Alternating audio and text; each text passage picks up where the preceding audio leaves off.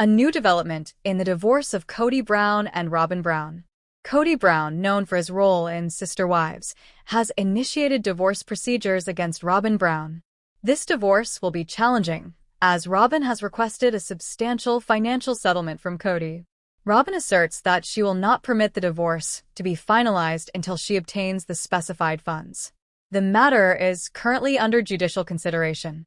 The resolution of the financial disputes between Kody and Robyn now hinges on a court determination. The court's ruling shall be deemed conclusive. Concurrently, Robyn has unequivocally asserted, "If I do not receive the financial compensation I am entitled to, I will not consent to this divorce." Following this declaration, the situation has become increasingly intricate. The tranquil streets of Flagstaff have witnessed numerous tumultuous events underneath the Brown family's multifaceted lifestyle. However, nothing equipped the Sister Wives fandom, or the family themselves, for the astonishing new development. Kody Brown had formally submitted a divorce petition from Robyn Brown, the final remaining spouse who had remained loyal following his separations from Mary, Janelle, and Christine. The situation commenced with murmurs, speculation suggesting that Kody and Robyn were no longer in accord. Months of escalating tension ensued. Robyn's dissatisfaction, Kody's erratic temperaments, financial pressures, and an increasing emotional detachment that both could not ignore. However, when the announcement emerged that Kody had undertaken legal measures to formally dissolve the marriage, even the most experienced fans of the show were astonished. Kody appeared fatigued and irate during a confessional for the cameras. "I believed Robyn was my eternal companion. However, eternity is fractured," he stated. "I can no longer continue this, especially in the absence of trust." In a statement to the media, Robyn asserted, "I will not sign any documents. Not until I receive what I am entitled to. I relinquished all for Kody, my autonomy, my tranquility, and my financial stability. If he desires to exit, he must compensate accordingly." She had formally submitted a counterclaim in court, seeking a substantial financial settlement. Sources close to the family indicate that Robyn sought more than a mere partition of assets. She requested spousal support, remuneration for years of unpaid labor within the family, and a portion of the Sister Wives brand revenue. "She is using the divorce as leverage," he informed the producers. "I do not possess millions in reserve." What does she perceive this to be, Hollywood? This is a genuine breakup. "I am fatigued by the trickery." Court filings disclosed an impending intense legal conflict. Robyn's attorneys were assertive, insisting on complete access to the family's business documentation and prior contracts with TLC. They contended that Robyn had been unjustly depicted on the show and was entitled to compensation for emotional distress, in addition to financial remuneration from merchandising and streaming rights. However, the issue was not solely legal, it was profoundly emotional. Their 5 offspring were ensnared in the conflict. Robyn's elder children from her prior marriage aligned with her, whilst Kody's offspring commenced expressing their views online. "He is replicating the actions he took with Mom," Gwendolyn Brown tweeted. "This time, Robyn will ensure he faces repercussions." Janelle and Christine, now liberated from Kody's influence, observed from a distance. Christine made an enigmatic remark during an Instagram live. "Occasionally, those who remain steadfast the longest are the ones who suffer the most." The court proceedings transformed into a media spectacle. Cameras saw Kody entering the courthouse, appearing fatigued and more slender than usual. Robyn, typically reticent in public, arrived in elegant black clothes, her demeanor inscrutable yet resolute. On a notably tumultuous day in court, Robyn testified, stating, "I entrusted him with all that I possessed. He asserted that he would provide for me, stating that I was his lawful spouse and his sole genuine partner. Is he now inclined to abandon me as others have?" The judge remained unmoved by sentiment, insisting on rectification. The court process is prolonged, with legal teams contending over each dollar and every clause. TLC, seeing the excitement, announced a limited series entitled The Final Split, Kody and Robyn. Filming commenced under the condition that both parties established stringent boundaries. Nevertheless, Spectators observed with intense anticipation as snippets of behind-the-scenes turmoil emerged, Kody pacing outside the courts, Robyn weeping during a confidential discussion with her counsel, and family members aligning with differing factions. Ultimately, following months of legal deliberations, the court date for the conclusive ruling arrived. The judge decreed that Kody is obligated to remit a significant yet equitable compensation to Robyn, taking into account the duration of their legal marriage, combined income, and the family's public brand valuation. The divorce will be finalized only upon full payment of the settlement. Robyn discreetly nodded as the ruling was announced. Kody sat impassively, contemplating the burden of yet another unsuccessful marriage. Outside the courthouse, Robyn delivered a concluding statement. "I did not contend for financial gain. I advocated for justice. I can now depart with my head held high." Kody remained silent. He entered his vehicle unaccompanied. Nonetheless, the sun was commencing its ascent over the red cliffs of Utah, illuminating Christine Brown's backyard with a golden hue. It was a morning she had envisioned for years, the morning of her nuptials. However, this instance was distinct. This was neither a plural marriage ceremony nor a time characterized by ambiguity. This constituted her day, a commemoration of affection, liberty, and a fresh commencement. Christine stood before her full-length mirror, adorned in a soft satin robe embroidered with the phrase, "bride-to-be." Her daughters were energetically preparing the house, finalizing decorations, arranging tables, stringing fairy lights in the backyard, and sharing laughter as they reminisced about past memories. However, Christine's thoughts were solely focused on one individual, David. David Woolley entered her life when she believed she had exhausted her capacity for love. After years of attempting to sustain polygamy, experiencing grief, emotional detachment, and incessant compromises, Christine opted for self-prioritization. She relocated to Utah, nearer to her children and her origins.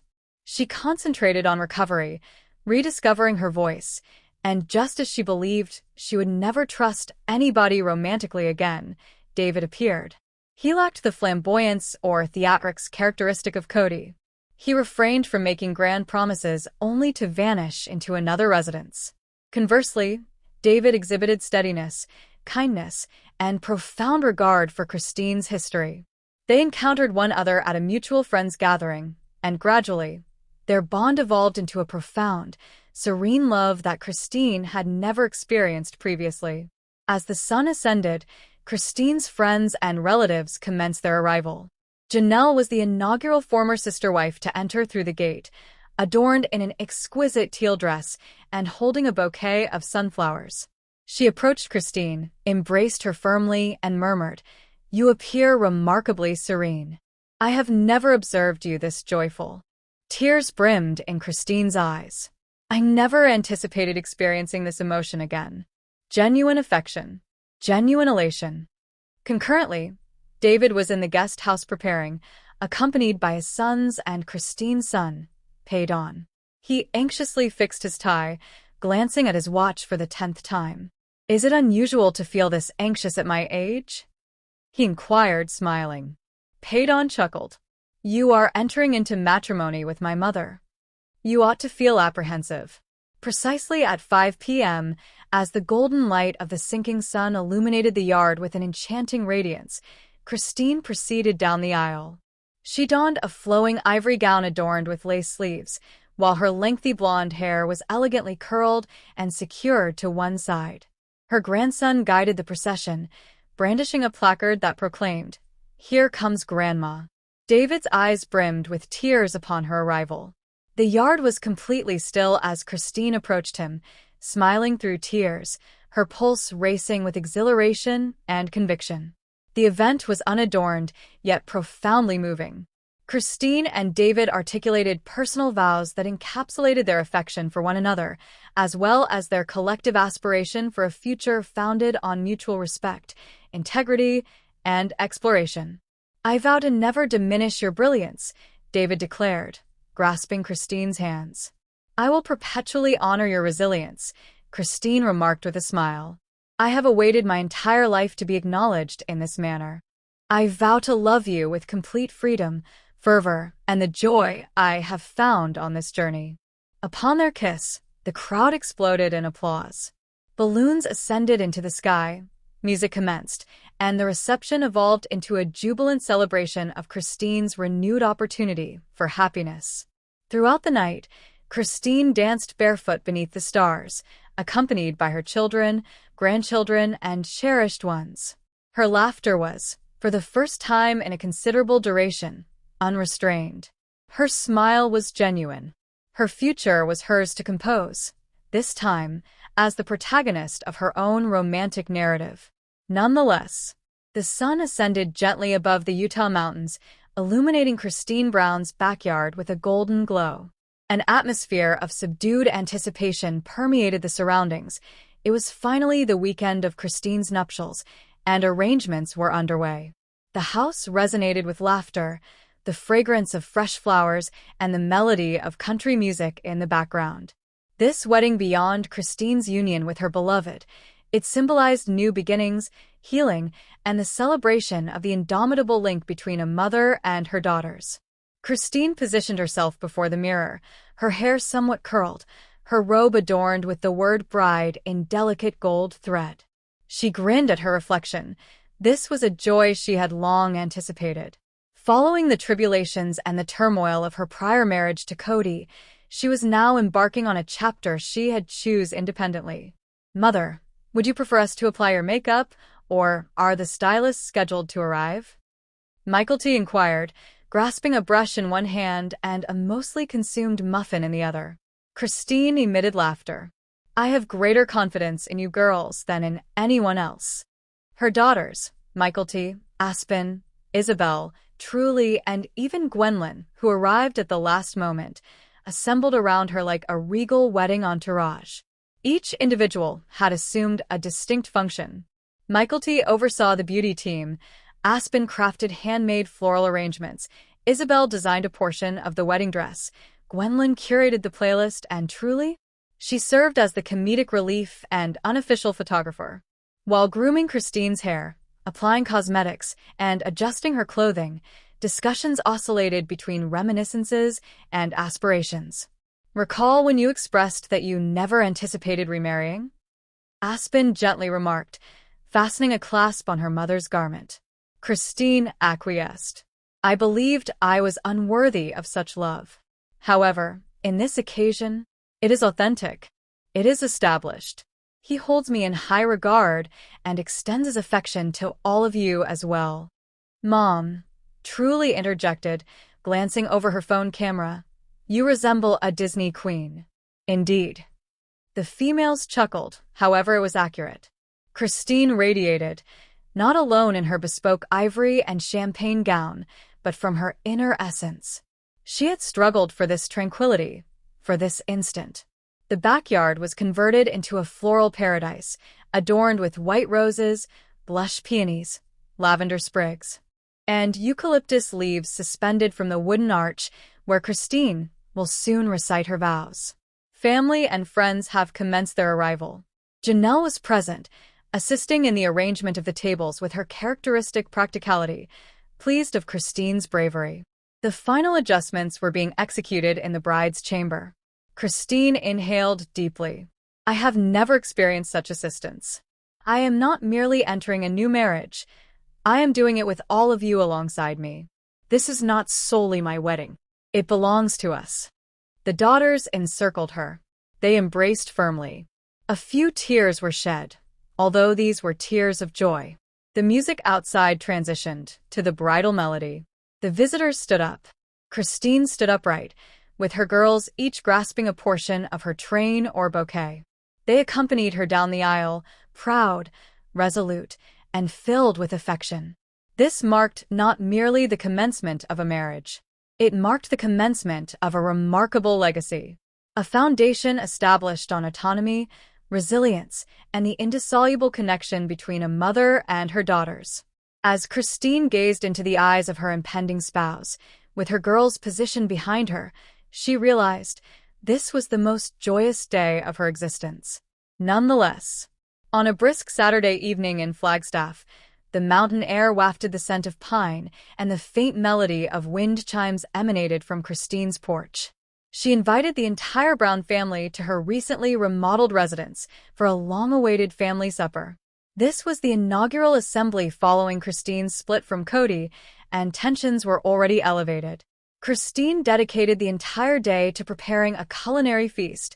Her renowned chicken enchiladas, a robust butternut squash soup, and freshly baked cornbread assisted in setting the table as Gwendolyn organized the floral centerpieces. The residence emanated warmth from candles and gentle melodies. However, beneath the facade, Christine harbored anxiety. Janelle sat in her car with Savannah, scrutinizing the invitation language once more. She experienced ambivalent feelings. Christine had been her dearest friend, her spiritual confidant, and recently, her most robust ally as they both separated from Kody. However, their friendship encountered difficulties during the holidays. Janelle perceived Christine as progressing too rapidly, while Christine believed Janelle was mired in a detrimental loyalty to Kody. They ultimately arrived, welcomed by warm smiles and an embrace from Christine. However, the warmth in the atmosphere did not alleviate the strain developing within. The dinner commenced with a pleasant atmosphere.